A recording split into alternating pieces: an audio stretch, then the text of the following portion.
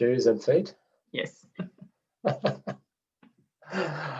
Welcome everybody into the third module here of our Safe System Assessment training course, and we've had a good 2 sessions there, and well done on those who managed to get their assignment in. In fact, I think I'll give an opportunity to anybody who would like to, and we can talk about their intersection specifically, and we could even jump in via Street View and have a look at it, and they could explain to us the exposure, the likelihood and the severity factors.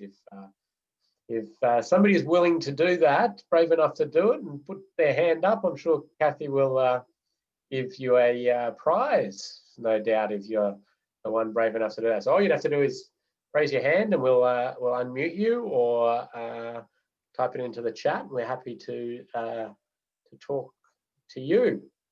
In fact, I'd better bring a map up just in case we've got somebody. Oh, there we go. We've got Cav. Team, here you go. Hello, welcome. Right, so I think Jason, Mr. Baker will like this one. So this is near Mullumbimby. So what's the road? The I'm intersection. just going to share the Google link. Oh, you good? Yeah, great idea. That'll help me. So are you going to pop that into the queue? Ah, superb. That's what I've got access to.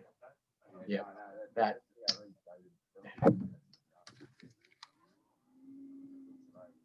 Okay, I'm going to even jump down there, hopefully. Yes. Okay, I'm going to share my screen in a sec here. This is very good. What's that? Share screen. All right. Oh, let me go this way. This the one? Oh, you're on mute now, Cav.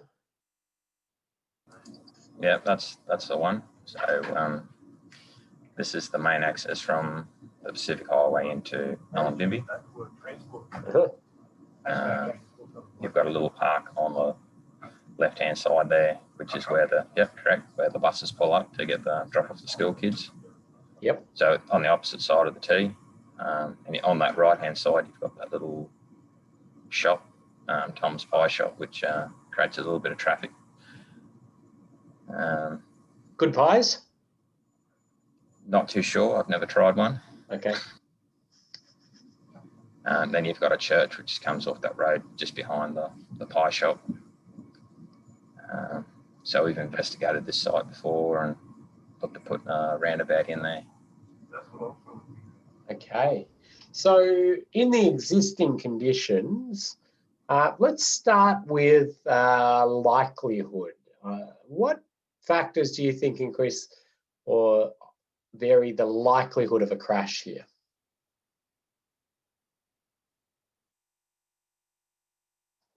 Are you on mute again?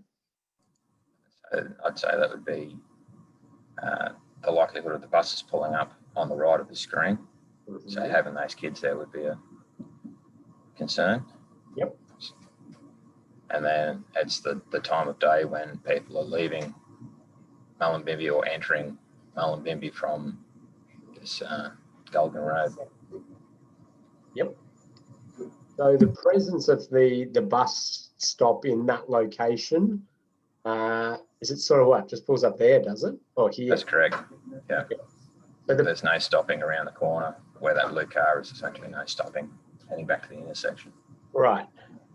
So the fact that the bus stops there increases the likelihood of crashes, and the pedestrians present there may increase the likelihood. I suppose the pedestrians sort of are somewhat to do with the exposure, because the number of pedestrians there is really that exposure. Yeah.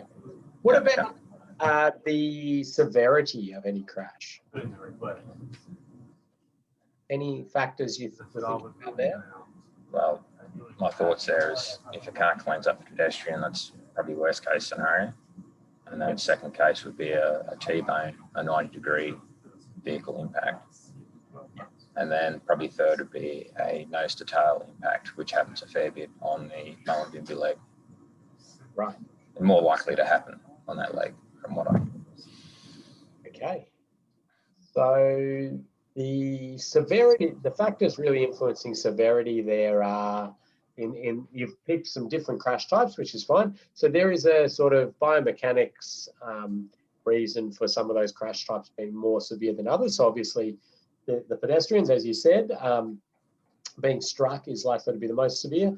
And the side impact is a more severe crash than the rear end that you are concerned with. And also we would think about runoff road crashes and any cyclists as well, of course. But the factors really that are influencing that are the speed, the angle, and then, as you say, the type of road user and type of crash that occur there. In terms of leaving the road, the severity is sort of influenced by the presence of any fixed hazards. So we've got a power pole there, we've got some sort of trees there, another power pole there. There's a little bit of sort of area cleared, which means that the likelihood might be down a bit in runoff road. And we've got a bit of barrier there to hit. Doesn't look like it's long enough to meet minimum length requirements or anything like that. I'm not sure that that's going to do a huge amount to lessen the severity. I think that's just sort of there to channelize the two there. So the parked cars may influence the severity up or down a little bit because vehicles might leave the road. So things like the surface conditions, the faded line marking, any lighting issues, warning signs and the like, they're all likelihood factors as well. The major influences on exposure at these locations are the number of pedestrians, so the number of kids that, like, as in the bus is dropping them there and any crossing, the number of vehicles on the main leg and the side leg, and they're sort of really influencing our exposure scores. Yeah, so Cav, what are your, so you think a roundabout's the go here? If you... Unfortunately, the roundabouts are only between 3 and 5 million, so it's not ideal, but... So what would the roundabout influence in terms of exposure likelihood or severity, do you think? Well, I suppose also you put in there, you widen up that, make it a proper segregated bus stop as well. So the roundabout would only reduce the T-bones and change that to a slightly better impact angle, but we're still going to have the nose to tail incidents. Yeah, so you're probably right. And so we tend to put roundabouts in the safe system assessment framework into a severity reduction. And they do a really good job of that with the slowing vehicles down, the better angles. And so we'd get a massive safety benefit from having a roundabout at this location. And you would have a residual of crashes, absolutely. And the rear end ones would be there. There'd be a little bit of risk, no doubt, for any cyclists still going through there, and pedestrians might have some challenges, but you'd get a really high alignment with safe system principles with the roundabout, if you could afford it, which might be the challenge, as it sounds like. You might consider one of those smaller roundabouts, a compact roundabout as they're being called. It's probably fairly innovative for New South Wales, hasn't sort of progressed that. Victoria's got few of them going in now, so it would just bring down the cost a fair bit. But in the interim, I mean, the things that we're looking to do to try to reduce the likelihood and the severity or the exposure to crashes, I think you've hit the nail on the head with a few of your comments already. So maybe formalising some sort of bus area. It would be nice to see a side road activated speed through here. I assume the speed limit is default. No, it's not. It's 80 through there, is it? Or is it? It's 60. It's 60 through there. Okay, so it's got a speed reduction already, no doubt, to try to cater for some of this this risk. You could have side road activated warning signs to reduce the likelihood a little bit more as well. Yeah, there's a few things there. There's definitely some likelihood reduction that could be done in cleaning up the intersection, but to really address the inherent risk there, something to lower speeds through that intersection as well would be ideal. So I think that's it's a good example. It shows the real world challenges. I thought you were going to say this was running a lot higher speed than it is. I wonder the 85th percentile might be a bit higher than that. I dare say it's quite open. But that's good. Thank you, Cav. That was very good. And Kathy will definitely be sending a prize. Now, have we got some questions or comments that have come in on this? We sure do. Okay.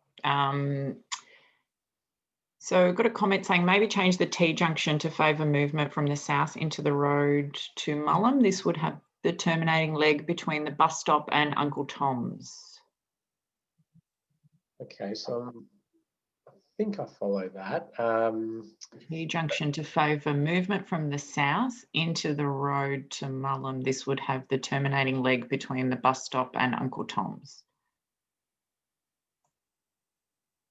Yeah, so it's almost like a modified T, I think.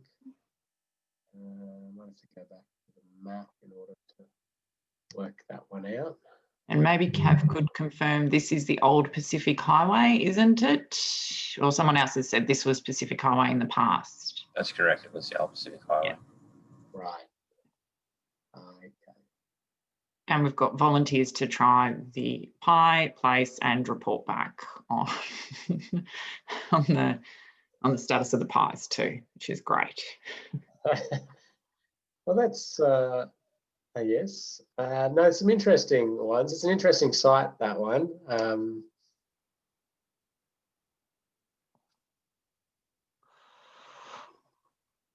And someone's actually been involved in 2 vehicle collisions here when it was the Pacific Highway. Involved meaning involved in investigating them or involved in the collisions themselves? Oh, I don't know. Okay. Well, hopefully people were okay. I suppose the purpose of our exercise was to help us clarify that exposure, the likelihood and the severity. Because when we get to doing a safe system assessment and scoring things, we need to score the exposure score, score the likelihood score, score the severity score. And in order to be consistent with scoring across industry and how we do this, we just need to keep that clarity. So the exposure score is really based on the volumes. And in the assignment, you've got a bit of flexibility to talk about where that volume is coming from. And Cav did a good job of explaining the bus and the kids drop off, and that's where it's coming from. In a safe system assessment, we'll get to the point where how it's being generated may only be of interest to us in the assessment down the track when we're looking at recommendations, but the actual scoring itself is just really on the numbers of pedestrians, number of cyclists, number of motorcyclists, number of vehicles. So thanks, Cav, and I might do a little bit more on that. I'm just gonna, but feel free to pop your hand up at any time or type your questions into the Q&A. I'm going to just go a little bit further into that exposure because a number of people in their assignments, I think most people were very good at getting the likelihood scores or likelihood factors right. And they're what we have in road safety for a long time been very sort of focused on. So we're all quite good on it. Signs, line marking, sight distance, shoulders, any type of control at the intersection, so signals or giveways or stops, and curvature, geometry, drainage. These are all likelihood factors. People did pretty well on the severity factors, understanding that speed was a major influencer on the severity, the crash type, the angle, whether vulnerable road users were involved, and also the presence of larger, heavier vehicles with more mass, more momentum. The exposure one being the tricky one, and it kind of comes down, I'll start with a little bit of this. It comes down to the fact that, the traditional way we've always looked at risk is just that likelihood times severity, or the probability times the severity of a crash. And in extracting out the exposure as its own element is a bit tough to get our head around. And so in this safe system assessment, really just honing it back to a number of vehicles, pedestrians or cyclists exposed to that risk.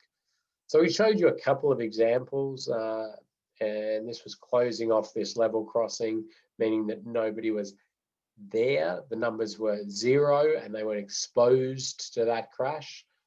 Or this idea of completely separating vulnerable road users using a path or the like, and they're not exposed to the vehicle to pedestrian or vehicle to cyclist crashes. There may be other crashes they're exposed to. And it's in the Safe System Assessment Framework, the Austrade document, it talks about this road user exposure. This refers to which road users, in what numbers, how long they're using the road, and are thus exposed to a potential crash. The measure of exposure include AADT, the annual average daily traffic, side road traffic volumes, number of motorcyclists, cyclists, pedestrians crossing or walking along the road. So to make things easy, I suppose, in a safe system assessment, when we get to exposure, it becomes this very clear cut thing where you just try to find the traffic volume, or you try to find the volume of pedestrians, cyclists or motorcyclists, and you just equate that to a specific number. I'll take you through this in much more detail next module as we put scores to some of these things. But the challenge around exposure is not a new thing. People are still trying to get their head around it. So if you got marked down a little bit on your exposure because exposure wasn't quite the way we'd like to see it, don't get too concerned, because it's a bit of an alteration in the way we've been thinking about it. And because of that sort of confusion out there, we developed these 6 fact sheets on some specific topics to really help to clarify that and get industry consistency. So we're going to provide you with these fact sheets. This one deals exactly with exposure at intersections and how to score that. And this one deals with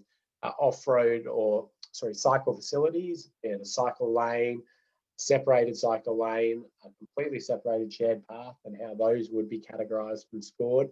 And then there's a few others in there. So we'll make those all available to you. You can have a good look, and they're going to help you when you get to actually doing your safe system assessment and scoring, because you see these are scoring fact sheets, because we actually start to put some numbers to this in the next module.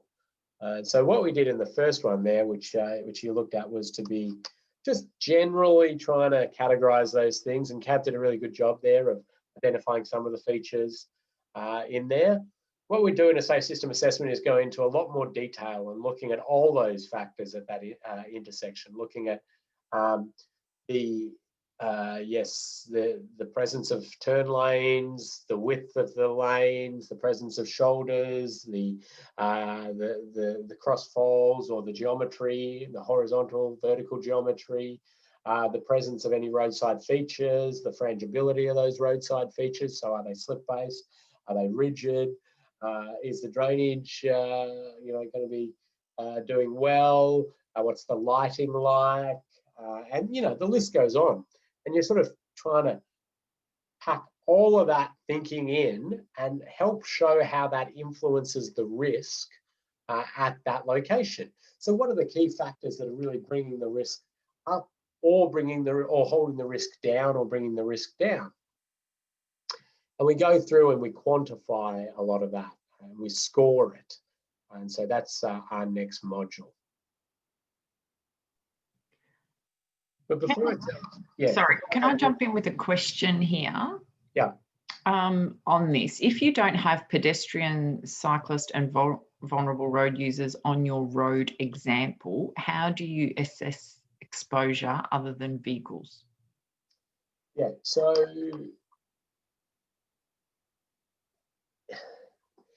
most areas do have pedestrians and cyclists.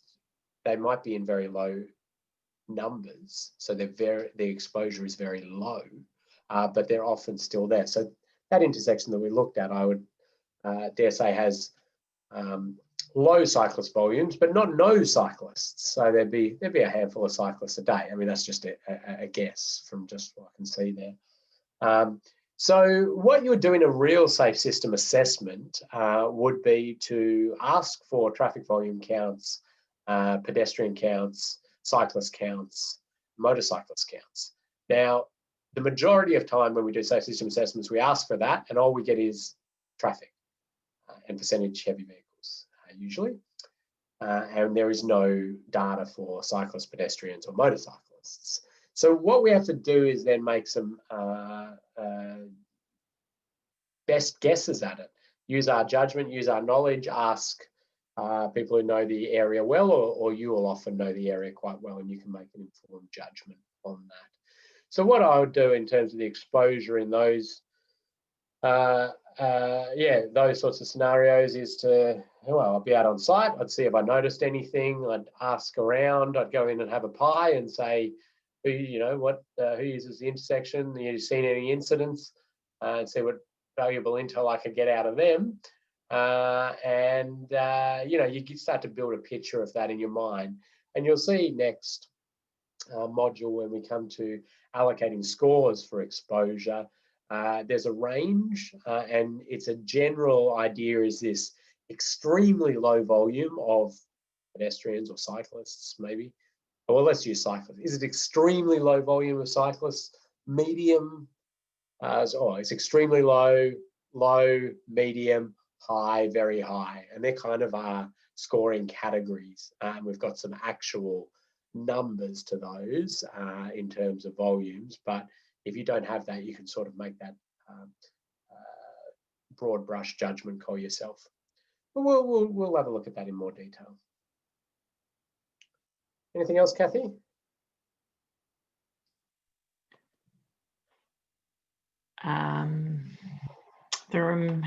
Okay, so comment here on a different part of the Pacific Highway that Tracy assessed. Never seen a pedestrian, one cyclist in 4 years, no vulnerable road users.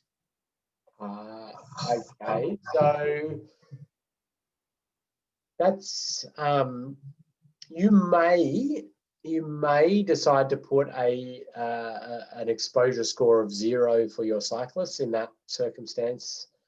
Pedestrians, I'm always a little bit nervous to put 0 because we class a broken down vehicle and somebody walking around out there or out of their vehicle for those reasons as a pedestrian in the safe system assessment categorization. But you may elect to go a 0 or a 0.5 or something in that scenario. But I dare say you're going to have motorcyclists, and motorcyclists are usually about 1% of AADT like on the Pacific Highway, maybe 1.5%.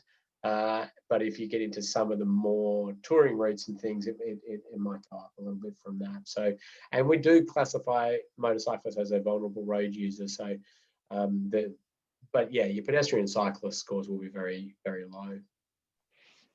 Great, you've answered that question. That's perfect. Tracy's happy. Okay. And that I suppose helps piece together this safe system assessment, because you're getting then a good indication of where the risks lie. And in that location that we were sort of just talking about, Pacific Highway somewhere, the pedestrian and the cyclist risk is not going to be the one that's going to focus the majority of our attention in any recommendations, and nor is it presenting the highest risk based just on the volume. They're not there, so they're not at that significant risk. All right, remember to count your wallies. No doubt you haven't forgotten. Oh, actually, I'll go back to that. Still, just that's the same wally. What we're going to cover off today is connecting movement in place thinking to safe system, and movement in place is definitely something that New South Wales is using a lot nowadays, and I'll take you through the basics of it if it's not something you've heard of, but you should start getting your head a bit around it. There's been the release of a variety of safe movement in place documentation and guidelines for New South Wales recently. Identification of key characteristics for vulnerable road users, pedestrian, cyclists and motorcyclists that align highly with safe system principles, and categorising key risk factors for vulnerable road users into exposure, likelihood and severity. We'll take you through those, and we'll have a good bit of a chat about that. We'll have a little bit of time at the end if there are any sort of general questions about anything we've covered up to the end of this module, because next module is into very much just how to use that safe system assessment tool, the framework, and how you write up your report, how you get those scores that we talked about, and then getting you out there doing an assessment.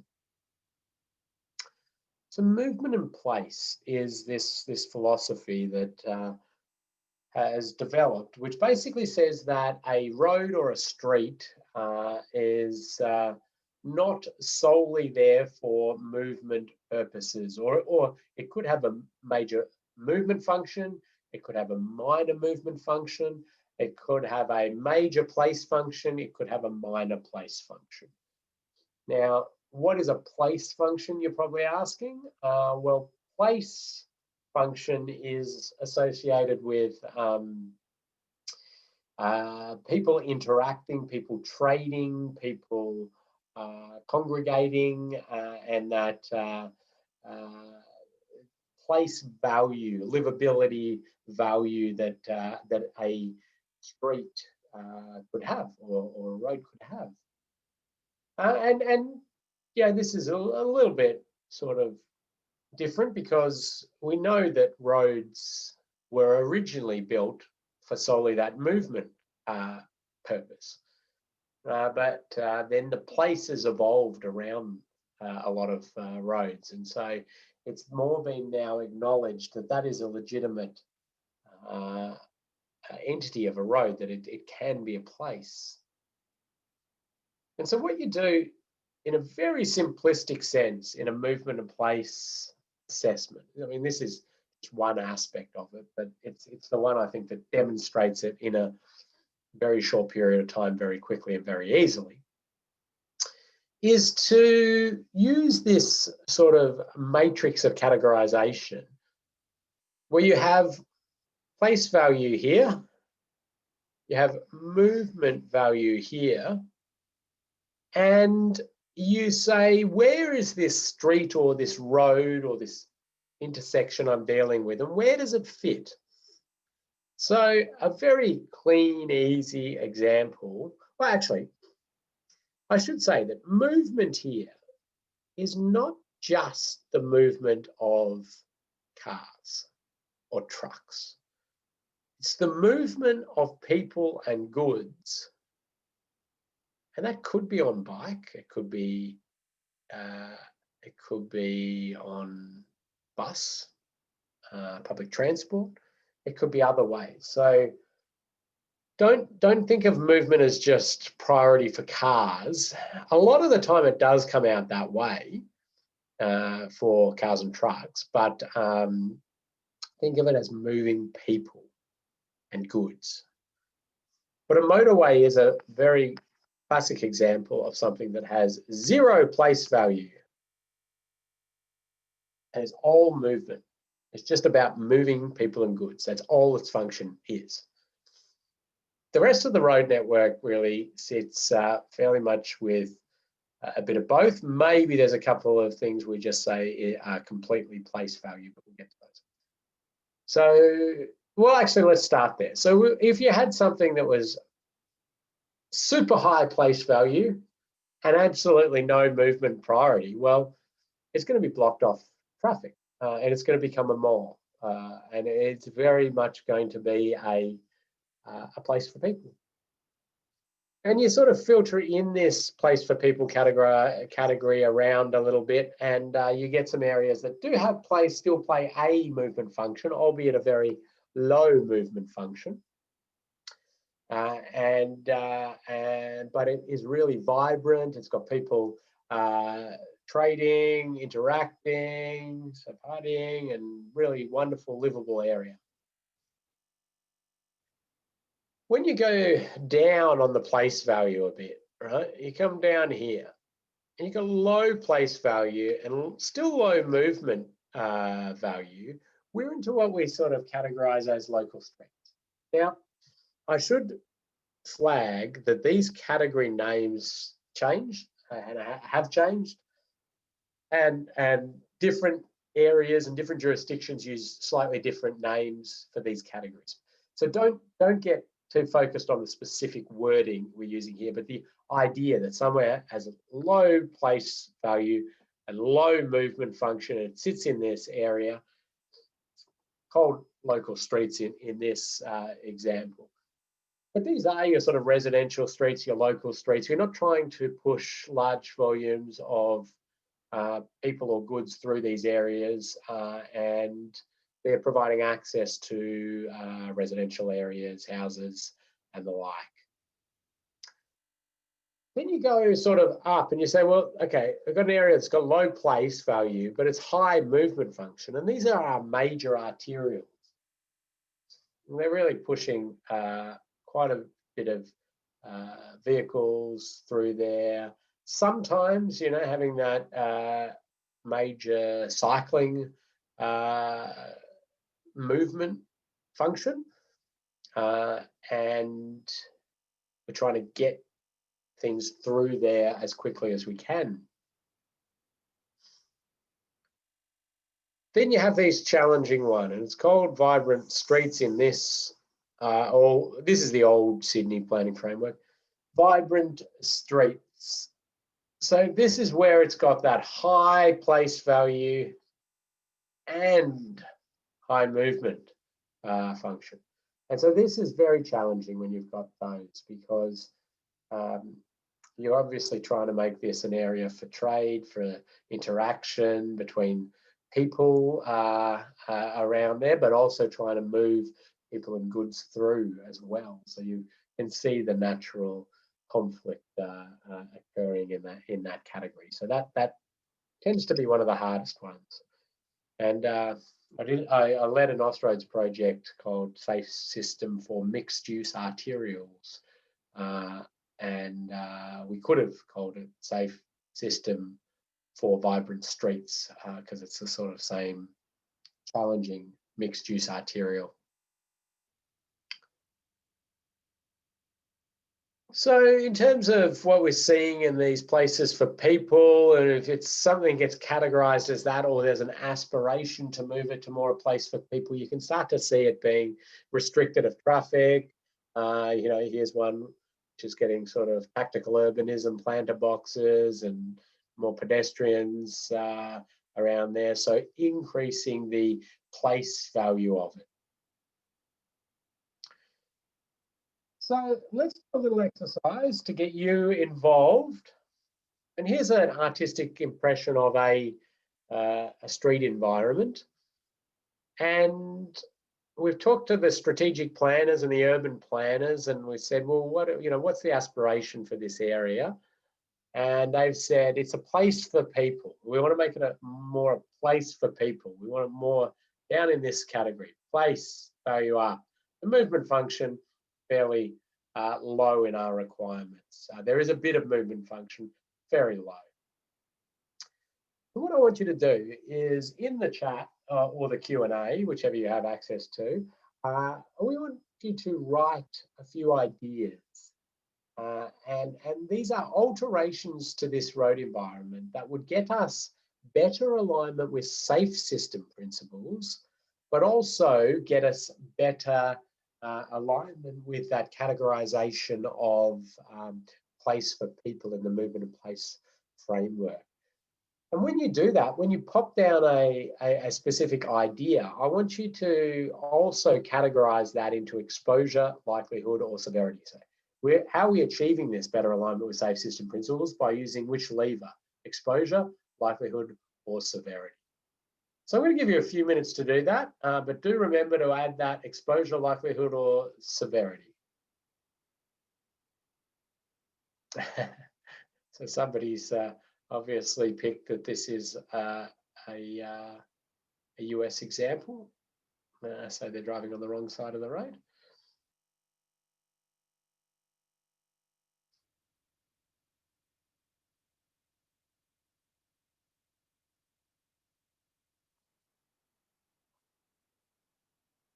I'll give you a couple of minutes to do that, and then we'll have a look. But remember to type in, yeah, what's going to influence exposure, likelihood, or severity, or maybe a combination.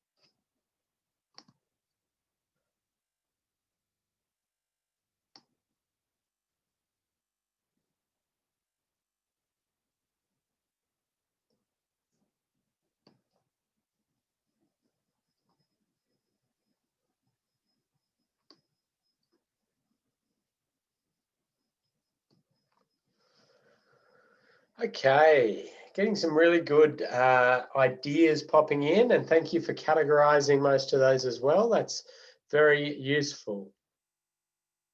So I'm going to run through a few of these and have a little bit of a chat about it, and then we'll look at some sort of, again, some artistic concepts on how some of these things might play out. But what we're seeing there, okay, so we've got some people who are talking about trying to maybe remove car parking, and that's going to, so what that would do is reduce the likelihood crashes in one sense, in terms of people being able to see pedestrians trying to cross and the like, but it may increase likelihood and severity due to increased speed. We know of these wider roads. So what you would want to do is complement that with what a lot of people are saying there, which is to narrow the road down, widen the footpaths and the like, which would reduce the speed, reduce the crossing distance for pedestrians, and likely slow the vehicles down, which would reduce likelihood and severity there. So we're seeing some people asking about dedicated cycle lanes or the like. Now, interestingly, I suppose in that very in the big end of places for people, the presence of cycle lane may not align as well in that very much places for people area, because you almost want to integrate the two, the pedestrians, the cyclists, and the motorcyclists, sorry, integrate the three with other passenger vehicles, because it's very much an intermingling mixed sort of area, but at very low speed. But if it has risen up a little bit out of that function, and it does still provide some movement corridor, it may be the time you're providing those facilities. Now, would those influence the exposure, the likelihood, or the severity? Well, the real answer is it depends. And it depends on how it's been designed and what different aspects there are. And there was one of those fact sheets which is dedicated specifically to that question because it's very situationally dependent. So a lot of people looking at trying to reduce the speed in one way or another, which is very good, and that will reduce the likelihood and the severity of crashes, and some doing it with some infrastructure to complement, so raised platforms and those sorts of things, and others looking at speed limit reductions. Those will all be very, very helpful. Pedestrian crossing facilities, so influencing predominantly the likelihood of crashes, unless it's a raised pedestrian crossing of some description, and then it will influence the severity. But we know if it's just a pedestrian crossing, a signalized pedestrian crossing, or a zebra crossing or the like, the speeds will still be high, and that will potentially mean the severity stays high for the incidents that happen. The chance of them might come down. The zebra crossing, or the pedestrian crossing as it's properly called, is in a lot of situations it won't actually improve road safety at all and can decrease. So something I'm very cautious of, and I'll talk a bit about that later on.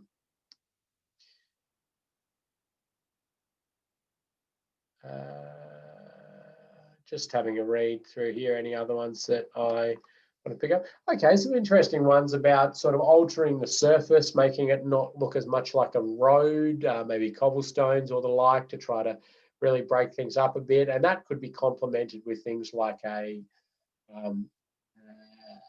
shared zone, which is an option in New South Wales, which is a 10 km/h speed zone with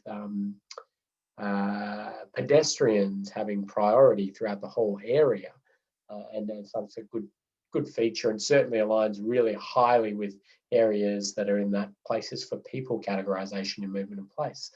And there's some guidance on how to do those. You really do want to make it not look like a road. You want to make the area very different from a road, and your speed zoning guidelines have some guidance in that, and your new speed zoning guidelines will sort of open it up to a few more areas that can have those sorts of facilities. So yeah, this is good. So the first thing that I'd very much be looking to do, and I've got a couple of people who have now sort of put this idea and thinking in there, is to ask, do passenger vehicles actually even need to go through this area? Could we block it off? Could we make it that sort of ultimate place function, which is a mall or an area where their vehicles can't go through? And that would be influencing the exposure to crashes, because, well, exposure to vehicle to pedestrian or vehicle to cyclist crashes, because there would be no vehicles there. So you've eliminated that exposure to crashes. So that would really be our ultimate and first thing to look at. Can we do that? And if we're genuine about this being a very high place for people, that's the kind of thing we'd be looking at. Lots of other really good answers in there, so thank you. So if we just sort of have a look again at the artistic impression of sort of how this could be at a very high place function with a little bit of movement, just a little bit of movement is still in there.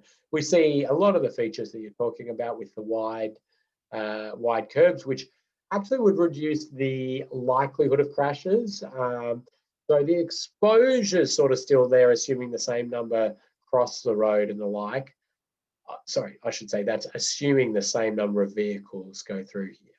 Obviously, the vehicles would be down, which would reduce the exposure, but if the vehicle numbers somehow stayed the same, that would be the same exposure to pedestrian crashes, but the likelihood down because there's this more open, these bigger areas, slower speeds, and shorter crossing points. Lots of lower speed limits here, so this is almost down at your shared zone. So if it was to be made a shared zone and there was different surfacing and the like, you wouldn't actually need the pedestrian crossing facility because the whole thing is a pedestrian crossing facility in one sense. But again, this is just the artistic impression, so we can't take too much out of it. But as your movement needs sort of rise, but you're still somewhat sitting in that place for people, you may move to some of those other things that people were mentioning there. And those are the things like the, I'm just going to try and, well,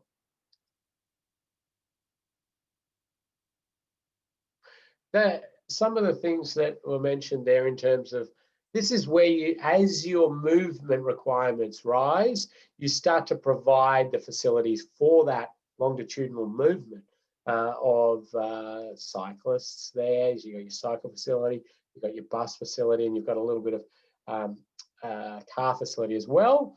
And we can also think about movement function for pedestrians as well, going up and down. So this is as we've sort of have risen this to its sort of maximum point of movement categorization in that places for people category. Once we're going higher than this, we're out of the places for people, really.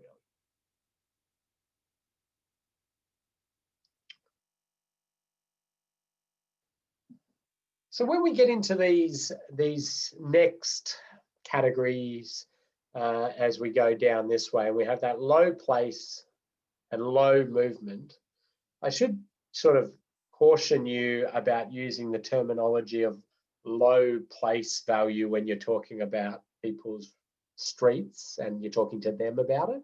I mean, in the movement and place categorization and place definitions and the like, this has a low place value, but obviously for them as an individual, this is has very high place value. It's their local street, it's their house, but what we do mean in that place is the trade, the interaction, the connectivity between people and the like, and the permeability and those sorts of things.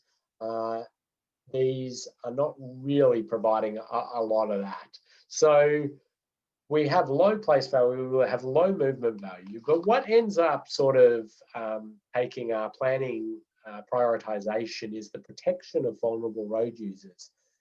Because we have this low movement categorization, we can reduce speeds, we can limit access, and you can do all that in a way that can actually build a little bit more place value as you go.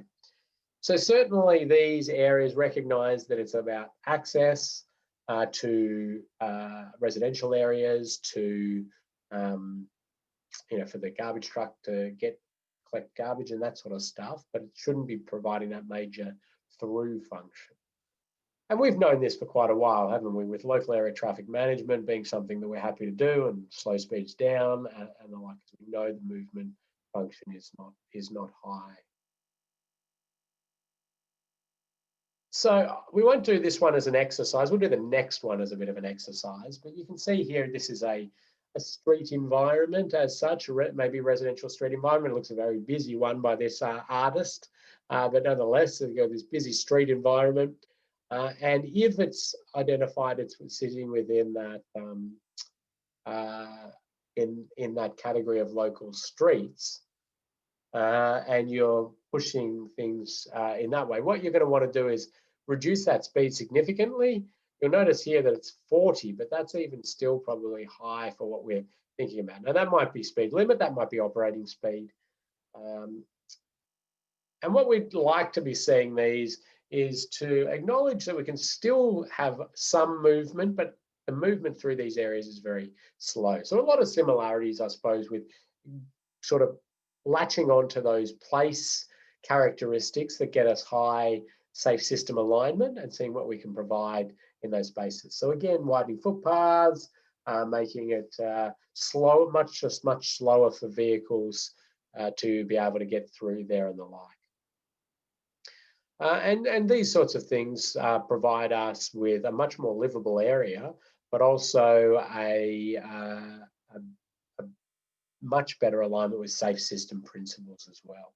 There's some really good good options there, and try to make it one way if you possibly can, and the whole area can be thought about in that way.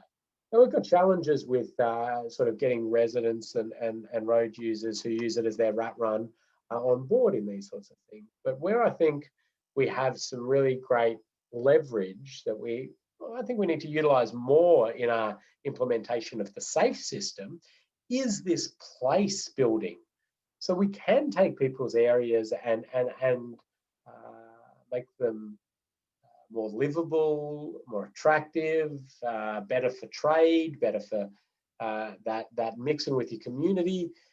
And we can do all of that and also get wonderful safe system alignment and better road safety outcomes. So you kind of get win-win there. So this is, for urban areas, certainly the philosophy that we've tried to take with the safe system is to jump on the coattails of the people trying to make areas livable, encourage active transport, because the ways to do that align highly with safe system principles as well. So Kathy, any questions before I go and talk about this this very curly one of vibrant streets? No questions. We had a comment about someone who got to travel overseas earlier this year, which is pretty amazing in itself. Was in Vietnam and had to deal with Vietnamese traffic and priorities determined by the size there. The biggest gets priority, or whoever honks the loudest to alert them that you know, they're approaching. So it's an interesting take on how it works or doesn't work perhaps in other parts of the world. Yeah, it's a really interesting, fascinating area, and I suppose our road safety knowledge and understanding, as long as you boil it back to principles, is very applicable around the world. And certainly I've done quite a bit of work in the Philippines, in Thailand, in a few other sort of Southeast Asian nations, and you do have to sort of understand a bit about the culture and the way it all works. People do often say, though, that, oh, you know, I see this and there was chaos, but it just all worked. Well, it doesn't work. It's certainly the crash, the death, the serious injury rates are off the charts compared to what we're dealing with. But the areas that sort of intermingling can work is where you've got the speeds very low throughout the entire day and night. So you might get speeds very low with congestion during the day, but at night you get some higher speeds and then you get some issues. So, but yeah, fascinating thing to be looking at, and certainly when you work in the roads, you're fascinated by these other countries, as I'm sure you were. Okay, so let's talk about this vibrant streets, and we're going to do a little exercise, but I'm also going to give you an opportunity to have a few minutes where you can have a stretch and fill up your coffee and your water, and while we do this little exercise. So it's going to be the same thing, but this is now being categorized as a vibrant street, this next slide. So that means it's got high place value, but it's also got this high movement value as well, or it's got an aspiration to have all of this. Now, if I get a bit of road and I talk to the planners and the project managers, and they say, oh, well, it's, you know, high place value, high movement corridor is what we're trying to get out of it, I really try to push them to, I say, well, which one's more important? And they don't particularly like that. Excuse me. So they don't particularly like me sort of say, well, which one's more important? Come on, is it a movement corridor? Is it a place? And they want all, and if they won't sort of pick one to give a little bit more priority over the other, then you have to sort of go with what it is. So let's say this one is, yeah, still high place value, high movement corridor, that vibrant streets. I want you to do the same exercise. Have a think about how you might alter things to make it better aligned with safe system principles, acknowledging that it's got that priority of high place value, high movement. So you can see here it's a 70 km/h road. It's got, at the moment, it's got a pedestrian overpass, but it's also got pedestrians crossing all over the place. It's got multiple lanes. It's got buses, cyclists, vehicles. So yeah, alter it as you want, but again, write in, does it, whatever you're proposing to change, does it influence in the exposure, the likelihood, or the severity, or a combination? So I'll give you a good 5 minutes on that. So have a think about it, have a write a few in, and then stand up and have a stretch, go fill up a glass of water or whatever you want, maybe another coffee for the morning, and we will get back into it in 4.5 minutes now.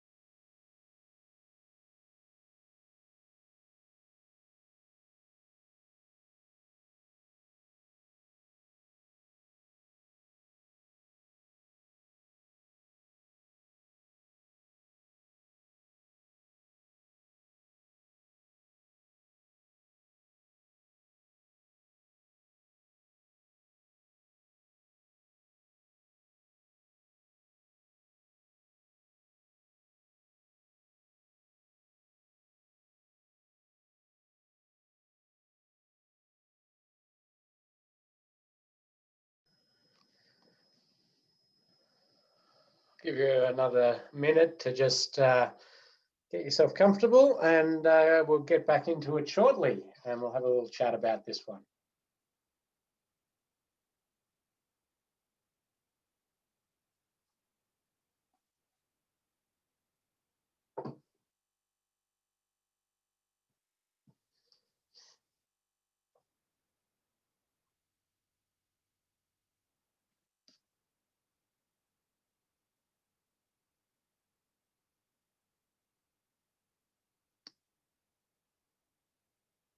Now remember to put whether it's influencing exposure, likelihood, or severity.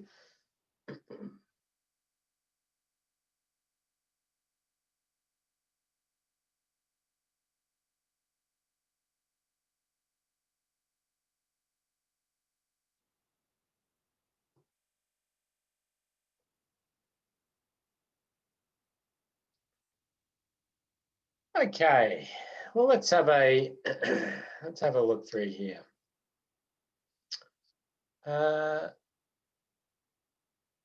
So we've got some people talking about reducing the speed through there, and certainly with the presence of vulnerable road users, we would want to see that, even though it's sort of requiring this movement function. The sort of safety prioritization has to be there. We can still provide reasonable movement with some significant speed reductions, which would reduce the likelihood and severity of crashes.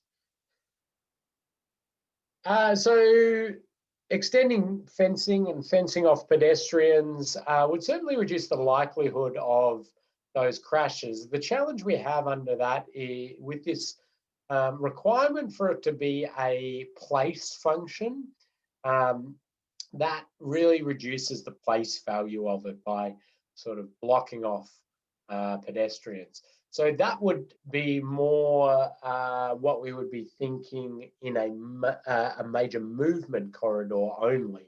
So these vibrant streets, these movement and place prioritization, we tend to sort of not try to do a lot of corralling and restricting in that sense, but trying to reduce speeds, and especially around the known conflict points. But certainly would reduce the likelihood of crashes. So bus lanes, cycle lanes, absolutely. Providing these lanes that move vehicles through, move cyclists through, move pedestrians through at a decent speed without being involved in that really slow interaction that we had in the other areas is good, and that would influence on the potentially the likelihood and maybe the exposure, depending on exactly how that pedestrian cyclist facility is constructed. As in, if it's physically separated with a barrier or something, then exposure. But if it's just a bit of barrier curbing or just a line marked one or the like, it's really a likelihood reducer. So some different things around signalized intersections, which, yeah, in these environments where you do have that movement and place function, signalized intersections does tend to be what pops out. But you do want to do physical measures to slow vehicles through those conflict points, those intersections.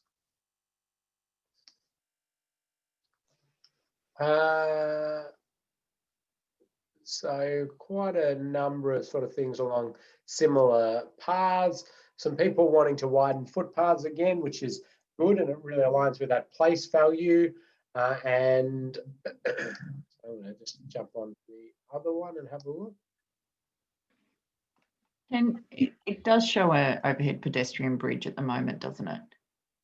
It does. Yes. And again, the interesting aspects to that are I mean, that is not something that traditionally or generally aligns high with place value. And so it may not be something that, if you've identified these vibrant streets, that you'd be pushing. It is very aligned with when you've got a high movement corridor by itself to do that sort of feature. The pedestrian overpass addresses the exposure to pedestrians or lessens that as long as people are using it. And so a couple of people commenting on the challenges some road users would have using that, absolutely, and that's something that needs to be thought about in terms of people who can't climb stairs and the like. But often, you know, we see these facilities and they're big and expensive and they're not really used, and so are they providing a huge value? I'll leave that to you to work out. So let's have a look at sort of the artistic example, which a lot of you are coming up with some similar things. But what you see is those sort of areas transform to these sorts of areas, which still provide a decent movement corridor. especially, good for the movement of people on bikes, good for movement of pedestrians, but also have that movement corridor for vehicles as well. And that's a slight alteration in the way we need to frame our thinking in the movement in place categorization and the operation of the whole network, that we can move people and goods with a number of different modes. And it's not just as soon as you've got a high movement corridor that it's all cars and trucks. There are some areas where that will be the case, but there's a lot of areas where you can do other things. You're still wanting to slow vehicles through major conflict points or anywhere where pedestrians will cross and vehicles are going as well. So you can see a raised crossing there. So it's pretty nice outcome. Now, I should say somebody's mentioned the slides in Schoology not quite matching up, and it's actually because this is one slide that has the other one overlaid on top of it. So sorry, I probably should have separated that out to 2 slides as such. And the first few things were just ad hoc random things added based on the assignments and some of the challenges people were having with that definition of exposure. So I just added that at the last minute. So yeah, we're going to get massive benefits in terms of safe system alignment with this sort of road setup, but we also get that genuine building of place value through a whole lot of the features that have given us these safety benefits. So I think we can vitalize areas, we can make them more livable, we can make them more active, and all the time we can improve safety outcomes in a significant manner and get us that better alignment with safe system principles. Some of the features coming out that for these vibrant streets are things like the signalized crossing with the bike facilities like this one, the protected intersection they're called. So and there's a number of those popped up around Australia to try to provide that continuation of the movement function for passenger vehicles, but also acknowledging the movement function of cyclists and giving them their own space and ability to move through there quite well and quite rapidly. When you have that separation of cyclists and you're providing that great movement corridor for cyclists, for vehicles as well, pedestrians have their movement corridor as well. These are where I would say this actually alters the likelihood of cyclist crashes. This does not really tick you into the exposure to cyclist crashes because vehicles can easily leave their lane, come in and strike a cyclist, and they also have to turn in here, which gives us that likelihood of cyclist crashes as well. So I would say this doesn't influence the exposure of crashes with cyclists. It's a likelihood reducer.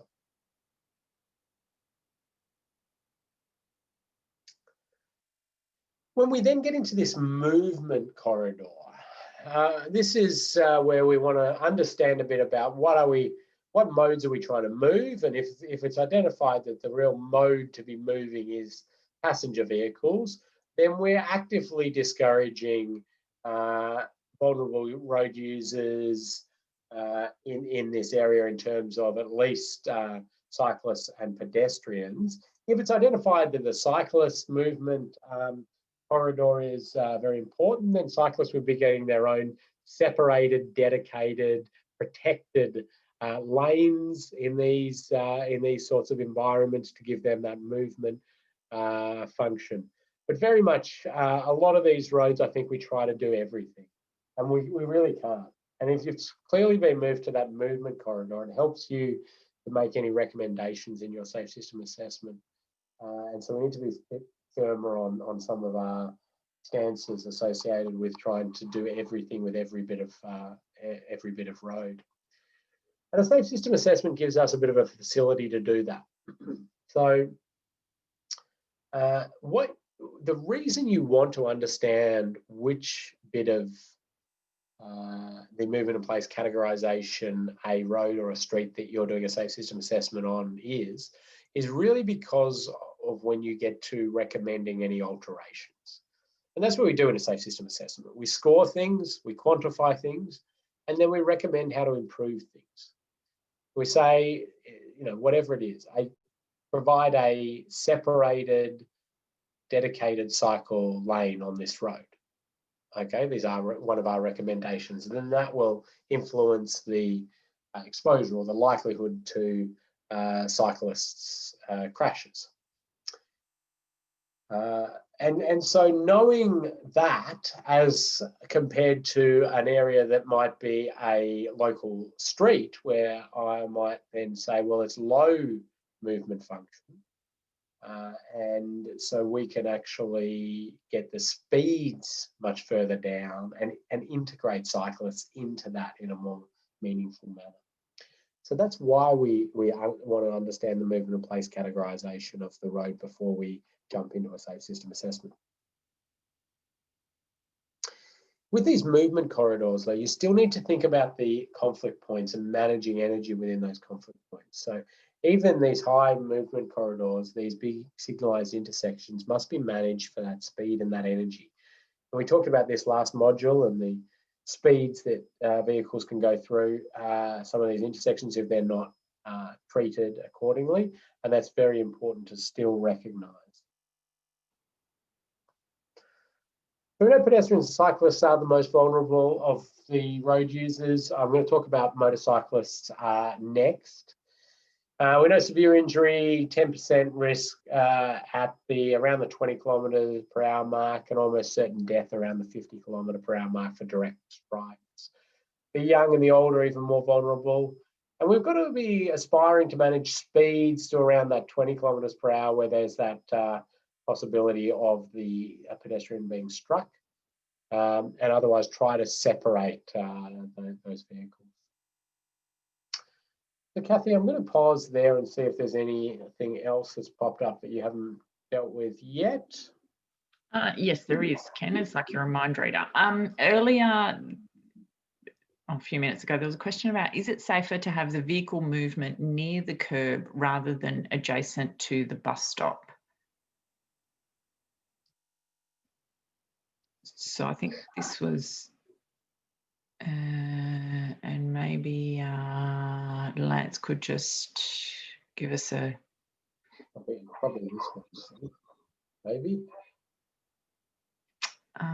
Could have been. Just Lance, if you give us a yay or nay on if it's this one, on your question. Oh, sorry. What was the actual question again? Is it safer to have the vehicle movement near the curb rather than adjacent to the bus stop? Oh, it's at the exercise one, the 70K exercise one. Yep. Okay. Is it safer to have the vehicle movement? Where is it? Is it safer to have the vehicle movement near the curb rather than adjacent to the bus stop? Ah, this one. Yeah, okay. I see. So there is actually two vehicle movements. So there's one in the middle there, and then there's also this slower one on the outside. You'll see there that sometimes the, or this is saying that the local access one, which might be access almost like a service road operating, where you would have maybe back here access to shops and the like. So the vehicle's going really slow in this part. And then if they're sort of trying to chug along through this area, they have a bit higher speed. Looks like we have a hand raised there, Kathy.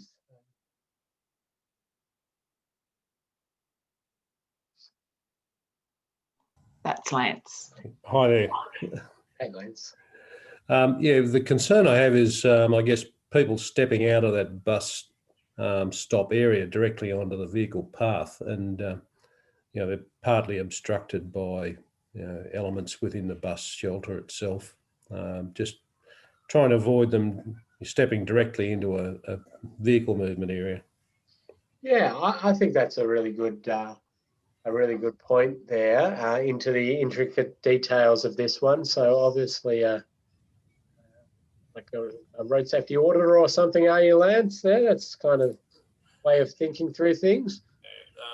I'm still on speaker. Yep. Yeah, worked in the area for quite some years, probably more than people would like. But anyway, yeah, it's just one of those things where just trying to avoid people who, you know, can't be seen or can't see. And in this instance, I would have said shift the vehicles over closer to the curb, because at least then they can observe and be observed. The cyclists are perhaps able still to hit someone in that circumstance, but a lot less energy involved and a lot less likely to have a severe consequence. So swapping these two, I think that would be, yeah, this would be an interesting sort of design choice. Then we'd be having, I suppose, the vehicles closer to some of the pedestrians and the like there. But you're right, there's this sort of challenge there. Now, what I do like, it, you know, that thought about energy and the like is really important. I like the low speed through here, regardless of if it's there or there, and that acknowledgement that these ones are almost doing local movements in terms of cars, and these are the ones that are trying to get that through movement. So, but I think they're absolutely valid things to be looking at, Lance. So well done. Okay. And thanks for putting your hand up and speaking. Enjoyed that. Okay. I'll go back.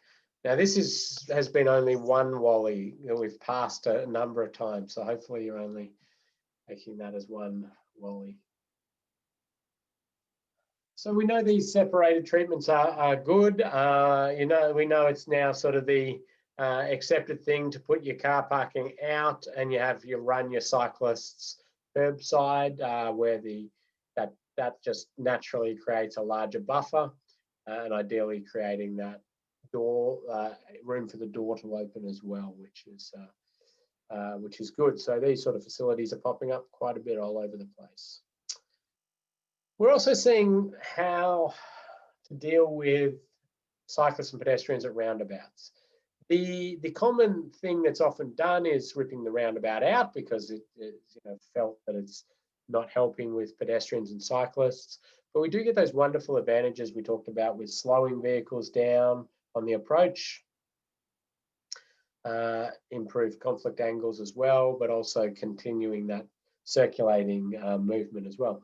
So these are the kind of things that help us influence the likelihood of crashes, because we've got dedicated facilities and the like, and the severity is down because of the roundabout slowing things down, but also the raised platforms here. So this is the Moray Street roundabout, and it's certainly it's been built. I should add a photo of it built, but the idea being that you provide your cycling and pedestrian facilities outside of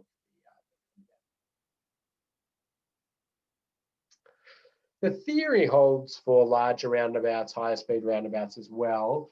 A little harder, I suppose, in some of the practical elements of these things, but the idea being that you can reduce the likelihood and severity of any crashes by having cyclists and pedestrians go through these areas, which might be raised, but then there'd just be the likelihood that it'd be influenced as a cyclist wanting to do a right turn comes around here, pauses, comes over here, pauses, and then goes back over here and continues on their journey.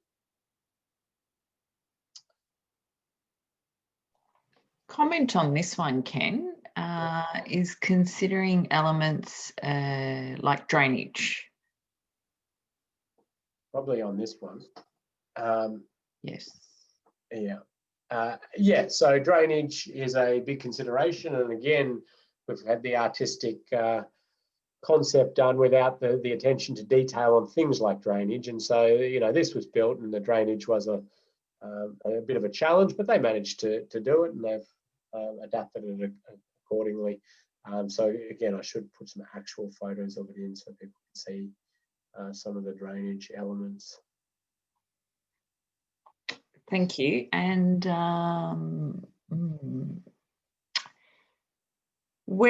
so another comments comes through about Austroads and Transport for New South Wales not recommending pedestrian crossings that are this close to roundabouts. Yeah. So there has been that in the past, and I think there's a bit of a lag between sort of the way these things are thought about. That's a very traffic-centric reason, and it's because of the potential for this vehicle, you know, comes to here, and then one other vehicle's here, and the pedestrians and cyclists, and then your intersection's blocked for traffic. And so you do need to, I suppose, have a little bit of a think about how you do it, what your function and priority of the road is. But that has been pushed aside by a lot of jurisdictions, and I dare say that we'll be seeing Transport for New South Wales and Austroads moving along that path, because these are getting built quite a bit in. They're mainly in these sort of local collector roads and the like, and not onto too many major arterials. These sorts of things, this concept, I suppose, was around a lesser order road meeting a major road to try to provide that facility through, and then not having those on the major sort of arterial, as in those crossings. But yeah, I mean, we're into sort of some of the intricate details of this. The principles being trying to get speeds down and clear priority are where we're doing pretty well. And the speeds come into it very much so. Here's a little sort of graphic that we often use to say that at these very low speeds, maybe up to 30. 30 is probably very high. You can have that shared cyclist and vehicle area.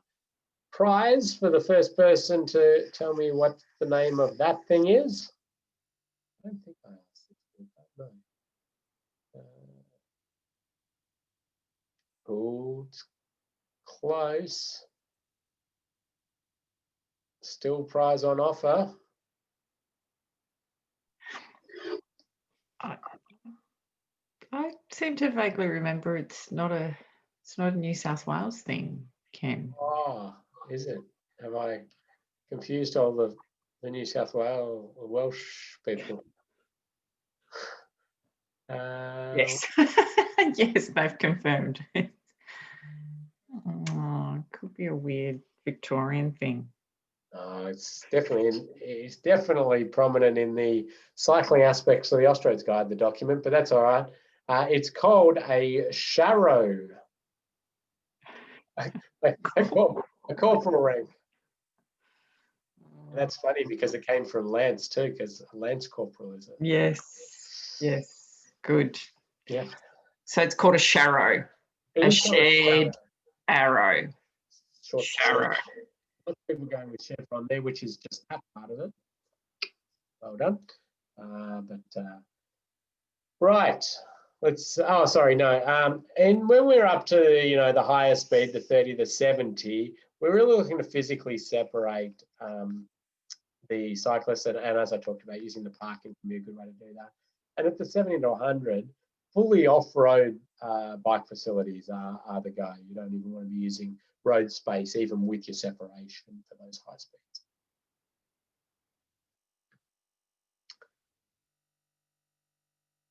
Let's talk a little bit about pedestrians very briefly before I jump onto the motorcycle stuff. We talked a little bit there about pedestrian crossings. Well, what we want to do as much as we possibly can is raise or slow vehicles on the approach. So if you've got an area that has enough pedestrian activity to warrant a pedestrian crossing, you need to get the speeds down. The easiest way to do that, or the best way to do that, is through these wombat crossings, the raised pedestrian crossing. We know that putting an at-grade pedestrian crossing, so a zebra crossing, we know in a lot of circumstances that doesn't improve road safety, and because we have the high vehicle speeds in some circumstances, and so the severity is still up. So what we like to see is them raised like this, where vehicles slow on the approach because they're going to have to go over this speed hump essentially, or you could possibly use some advanced speed cushions or things to slow vehicles on the approach, particularly if you're concerned with buses or heavy vehicles, or their lobby groups are in there against that. You could have something upstream that is like a speed cushion, so the buses and trucks can straddle that and other vehicles slow down. But these sorts of things, as long as we're slowing vehicles, we get the severity and we get the likelihood reduction, because of that to be a clean crossing point of priority. And here's sort of what we like to see, which is a clear priority, a raised crossing, good lighting, and we've got the pedestrians in better view because they're higher up, and the vehicle slowing because of the raised safety platform.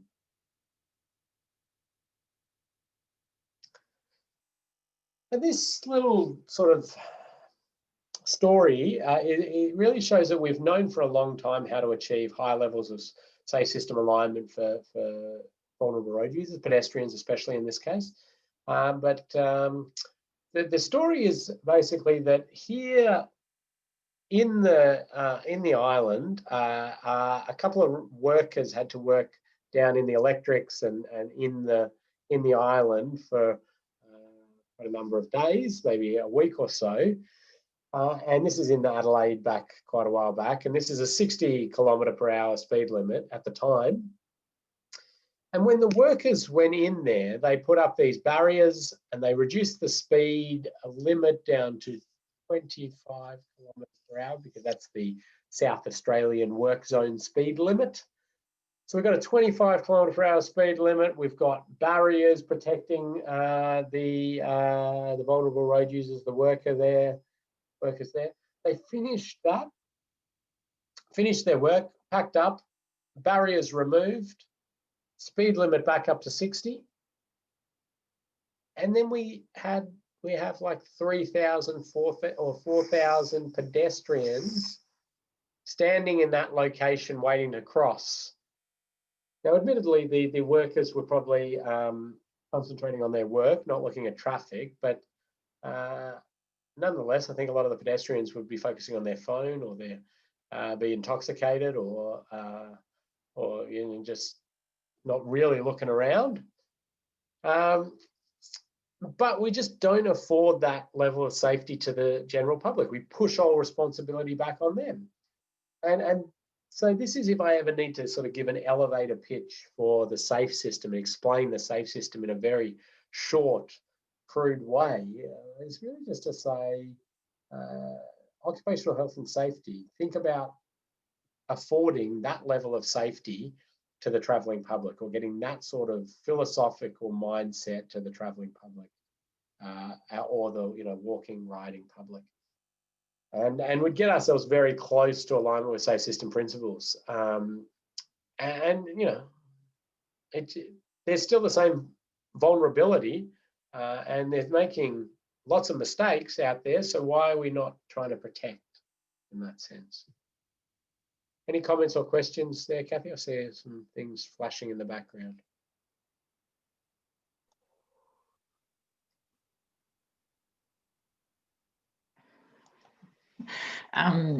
Sorry, it's just further about the Chevron Sharrows conversation. Yeah, it's got everyone. I'll share some information about the Sharrows, and we've also had a nomination for a new name for it, and maybe this can happen in New South Wales, which is called a Chev Cycle. Chev Cycle. I like it. Yeah. Okay. That's all. Good fun. Good group.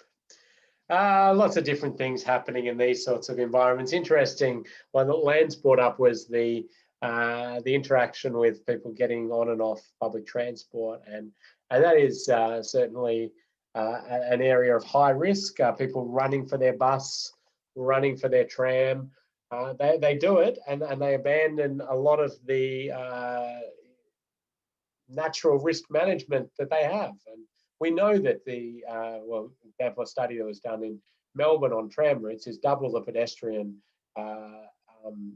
fatality and serious injury rate, and the majority of it is running for the tram or the like, and making bad calls. But slowing vehicles through intersections, raised intersections, wonderful for pedestrian safety, and really proving to be one of the wonderful things we're seeing. We had the release of the Australis document on raised safety platforms very recently, and I think that's going to wonderfully help New South Wales implement some of these features shortly. Important little features around these sort of things is because you get your curbs flattened out there, you've got to think about the swept path of vehicles and vehicles sweeping around. So these sort of bollards become quite important in those circumstances. But what we see is that the signals there are doing our likelihood, and the raised platform and the slowing are influencing the severity of Ken, on your earlier example in Adelaide, there's a comment here that says a bit about legal liability with workplace health and safety rather than just duty of care. And it's a bit of a philosophical point, but are we eliminating, or it seems like we might be eliminating, the responsibility of pedestrians? So yes and no. I mean, I think we need to acknowledge some of the limitations of human behaviour, and I think a road authority's responsibility really needs to start taking on more acceptance of the failures of humans than we currently do. You know, the easy way to to ignore this situation is to say, well, pedestrians have got to look out for cars and the like. The reality is, we know our society is mixed and complex, and the pedestrians in this case, we have users who are not alert, are intoxicated, are drug affected. You know, these sorts of things we want to work on in many layers, from a society level, in trying to reduce this sort of stuff. But in the end, if we have an ability to undertake harm minimisation and the impact of that, it's the kind of thing that we sort of have to be taking genuine responsibility for as well, from a road management, road authority perspective. So what I would say to that is, let's try lots of things to increase pedestrian alertness, increase pedestrian crossing behaviour and the like, but let's plan and operate as though they're not going to. That's sort of the way that I see these things, and it does align very much with the one of the core principles of the SAFE systems, which is that humans make mistakes, and we need to try to create a system that manages those mistakes. Oh, okay. There's a further follow-up to this one. So the failures could be equally from pedestrians or drivers. So why is it okay for pedestrians not to be alert or drug affected, etc., but we expect drivers to be completely alert all the time? Yeah, and I suppose I'm focusing this one on pedestrians because that was the example we were using. But absolutely, there are situations where the drivers are in those states, and we are trying to create a system where either they can't be moving around a large, heavy object at high velocity, which is the part of the system that often does the killing and the serious injuring. We're trying to not move them around at in those states, so they're trying to get them as alert and compliant as possible. But absolutely, the SAFE system is acknowledging that that won't always happen as well, and we need to try to manage that as well. And why? I mean, in theory, why do we do that? In terms of, say, you can't be drunk and drive a car, but you can be drunk and walk around the streets. Well, we do that because the car's the one with the energy and the momentum and the force behind it to do the damage in that sense. But yeah, it does become an interesting, complex situation. I mean, I faced some massive backlash in reducing speed limits in some areas of Melbourne, which are very much, well, I mean, the road users were that were involved in crashes. The pedestrians were very intoxicated and drug affected in a lot of the crashes that were happening there. And yeah, so we reduced the speed limit there and put some enforcement out as well. And you know, a lot of criticism around that in us catering for this sort of behaviour and the like. But in the end, I mean, that's the price you pay to live in a society that protects everybody. That's it. We have to compromise a little bit to protect everybody in our society. They may not be doing things that you condone or you like, but you know, them paying for that, or you know, having this specific increased risk in death and serious injury isn't really an acceptable way to resolve that. Excellent, thank you, Ken. It's annoying and uncomfortable when you know, you're faced with those situations where people are doing things that you don't do yourself or you don't condone and you're very unhappy with, but sort of need to step back and think about the societal impacts of this sort of stuff, which is hard to do. And these sort of challenges you get with across many aspects of running a society. We just happen to be talking about the road safety one. So, actually, I want to come back to that one. So again, looking at not just the likelihood of crashes, but the severity of crashes as well. And so, you know, creating these raised crossing points, threshold treatments do likelihood and severity reduction. And I like these ones. They provide a little bit of space for a vehicle to pause as they come around and a nice threshold entry into a lower speed area, but also that great facility for a pedestrian crossing as well. And the regulatory speed limit really works. Here we've got number of casualty crashes per year and the year there. And so no prizes for guessing which year the default speed limit went from 60 to 50. But yeah, there's your big massive drop, isn't it? And that's just changing the regulatory urban default speed limit from 60 to 50. So huge benefits by doing that. I've only got a little bit of time to talk about motorcyclists, but I think it's an important road user for us to have a little bit of insight into. And when you come to do your safe system assessments, you're asked directly to score the risk for motorcyclists as well as cyclists and pedestrians. So let's have a chat about motorcyclists. The 5 S's I like to use to think about motorcycle safety: sight, surface, signs, strike, and speed.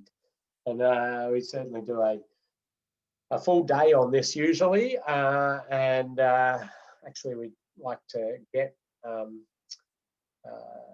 designers and engineers and those that are implementing motorcycle safety programs out onto a motorbike in a sort of testing facility, not out on the public road network, to get a feel for some of the challenges of riding as well. But that's not going to happen today, obviously. But when we look at the sight, surface, signs, strike, and speed, being able to see a motorcyclist or a motorcyclist being able to see what's coming up, and the surface we provide, and the warning signs and warning of things coming up are all going to influence the likelihood of a motorcycle crash. The strike That's the severity of the crash. So what is the motorcyclist hitting? What are the ways it's absorbing energy or redirecting energy? And speeds are a magical thing in road safety, where it influences both the likelihood and the severity of the crash, and it works for motorcyclists as well. They have more time to react, to brake, to avoid. But if a crash does happen, the severity is lower just because of the physics. So there's been some recent work done to understand injury risk levels as a function of the crash type for motorcyclists, which is pretty new stuff. It hasn't really been done before. Motorcyclists were either just categorized as pedestrians and cyclists, or often thought about as cars for their speed and what bits of the road and the like that they could use.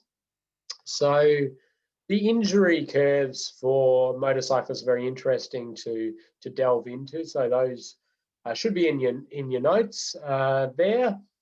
And we can see there that still the motorcyclists are very vulnerable to death and high level serious injury. So a MAZE 3 is a high level serious injury, acquired brain injury or the like. And we see different crash types here and the different severity outcomes we would expect for motorcyclists. So I'm not going to go through each of those in detail, but they are significant, or they are lower than what we know for cars. They're higher than what we know for pedestrians and cyclists, which I think intuitively a lot of people would know, but exactly how that sits is in your notes now.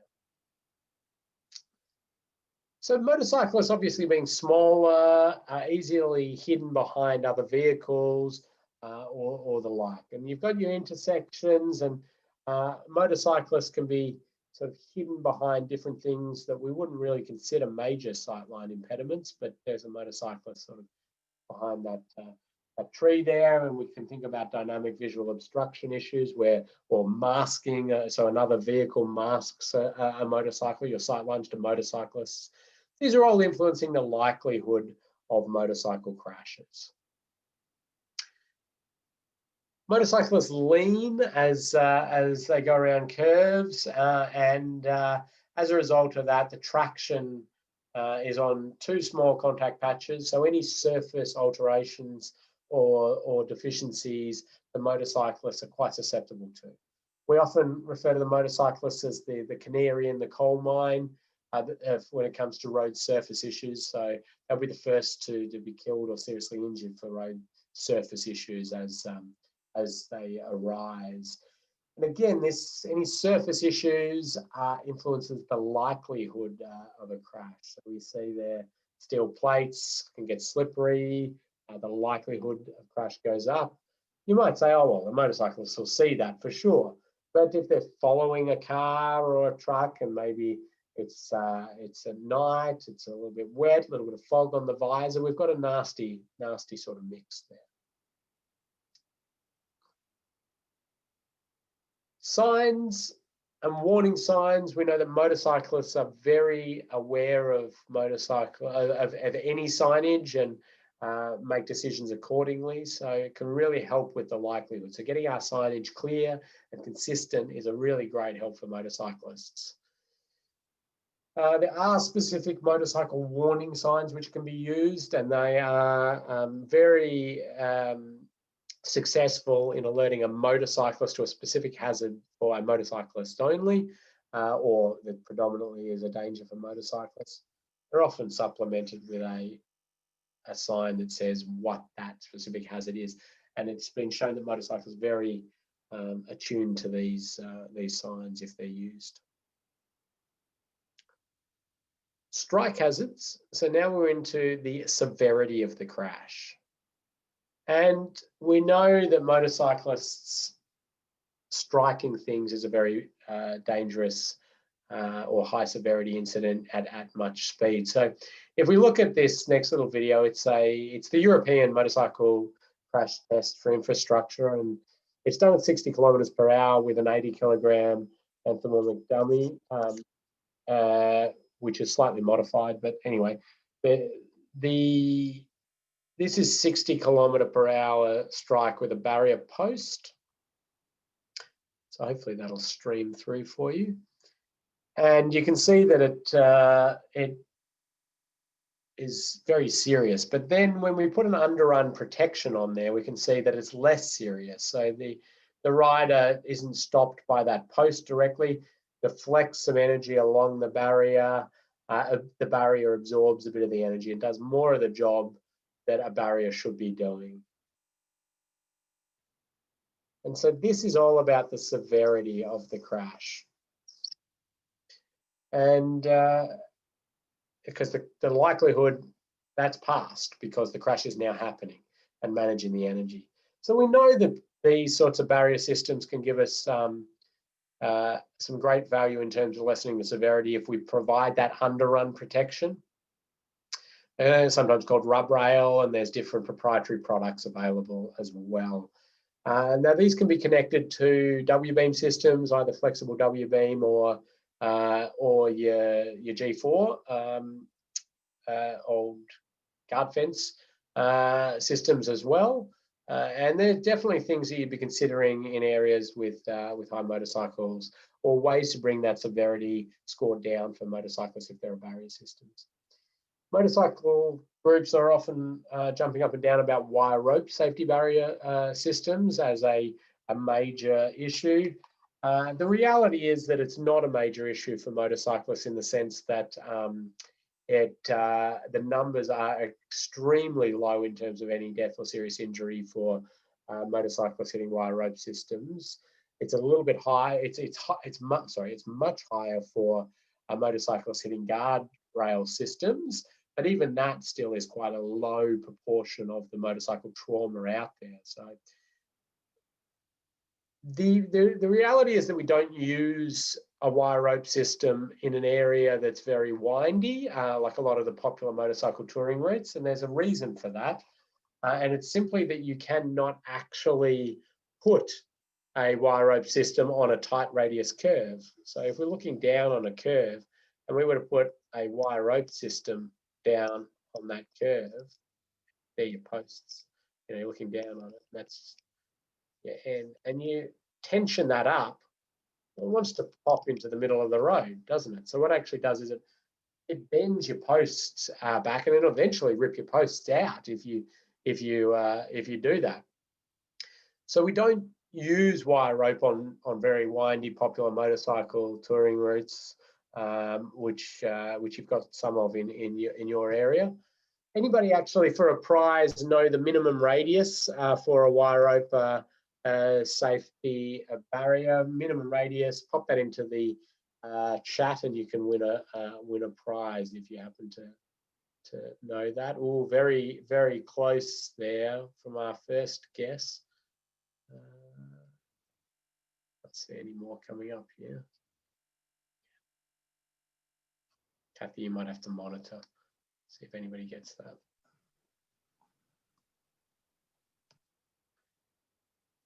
No.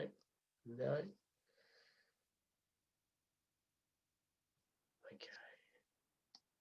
Oh, no, here we go. No. Oh, jumping all around it here.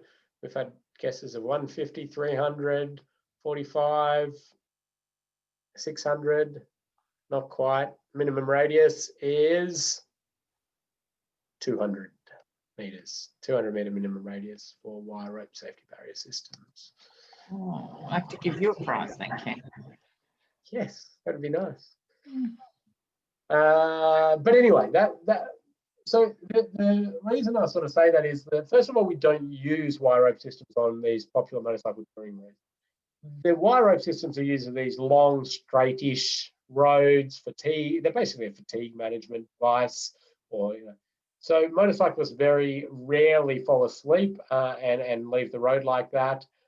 They much more often leave the road on curves on popular motorcycle touring routes. So that's one reason. But where the motorcycle groups may have some legitimacy in their claims is the fact that we don't actually have very good retrofit devices for wire rope systems. But the reason that they're not there is because the worldwide multinational corporations that make barriers and systems know that there's not a market for it because the motorcyclists aren't crashing into these things. So the flexible W-beam is the go anytime you're really worried about motorcycle safety with an underarm protection. I better keep moving on here. Oh no, I've just got a couple of slides to go. So influencing the speed that a rider goes is another really great way to influence the likelihood and the severity. And we can do that through advisory speed limits. We can do it through things like chevron alignment markers. We can do it through narrowing of roads. And we can do it through the regulatory speed limit reductions as well. So these are all things on the table and they'll influence the likelihood and severity. And something for you to consider as you're thinking about ways to reduce motorcycle trauma. We've got a raised hand. Lance again, I think it is. So try and unmute. Yeah.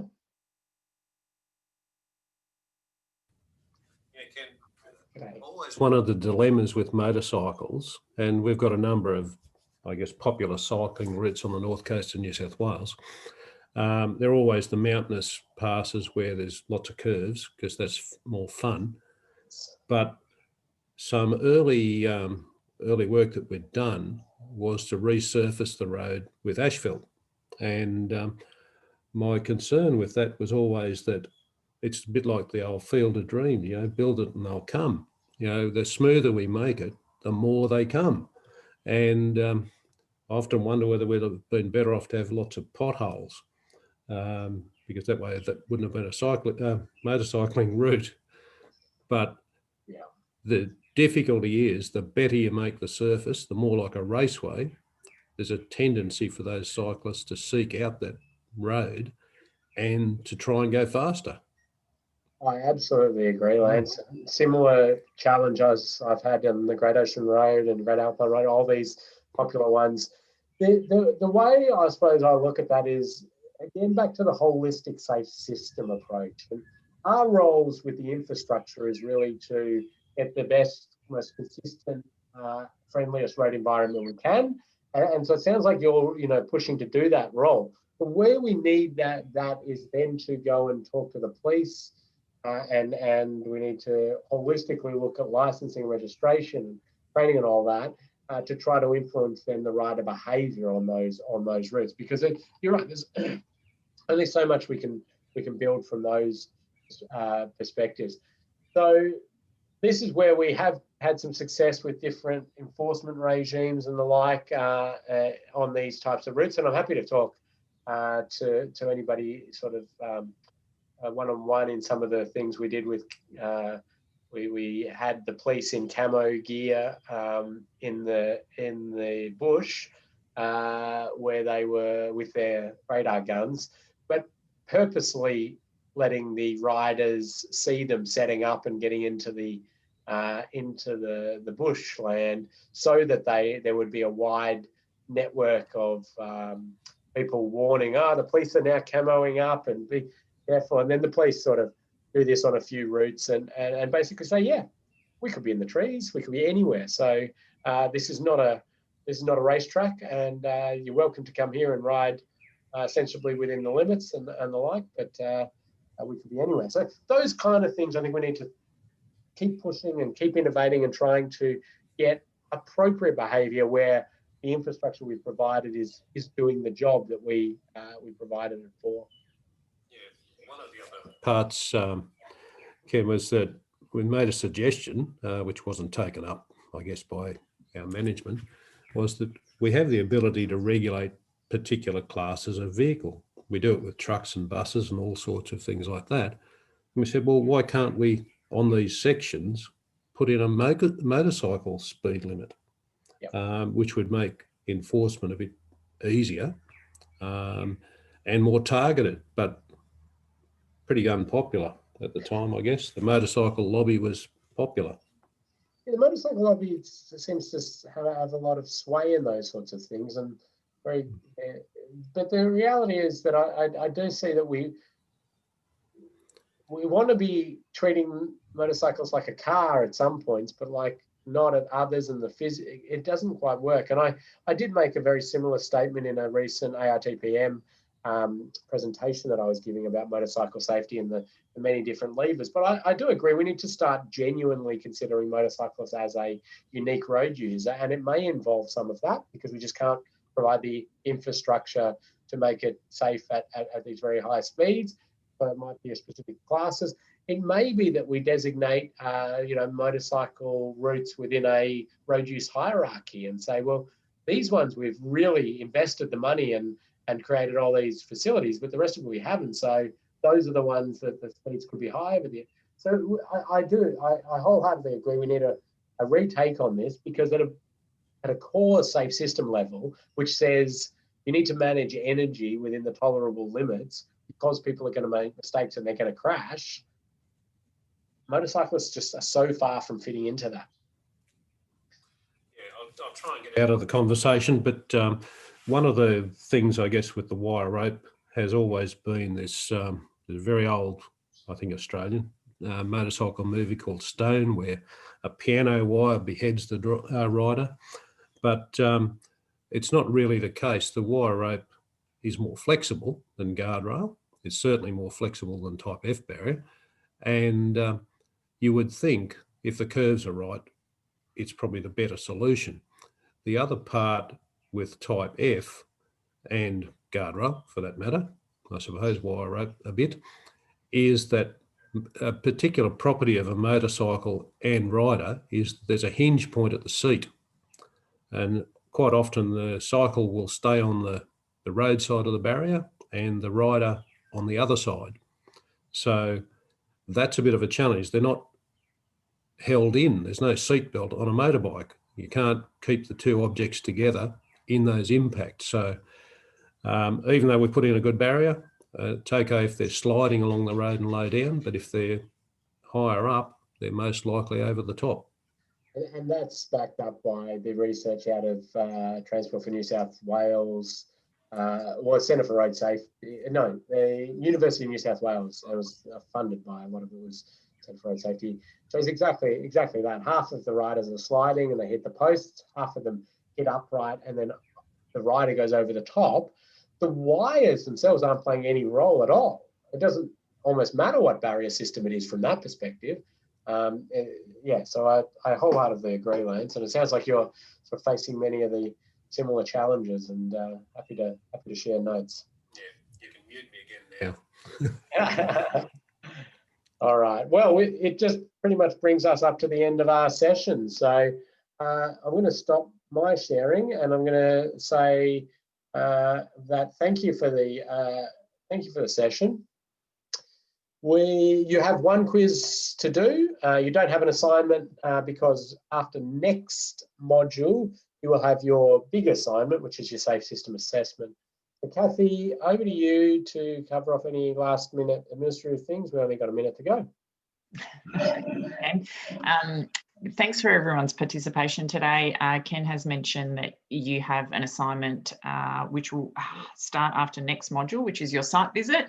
And I've just made that live in Schoology so you can have a look at your site location. Thanks to a couple of people who got in touch with me after last session to tell me that their location was too far away. So if you jump into module 5, you can have a look at your site, and then yes, any dramas, please do get in touch with me. But I think we'll wrap it up there because we are out of time.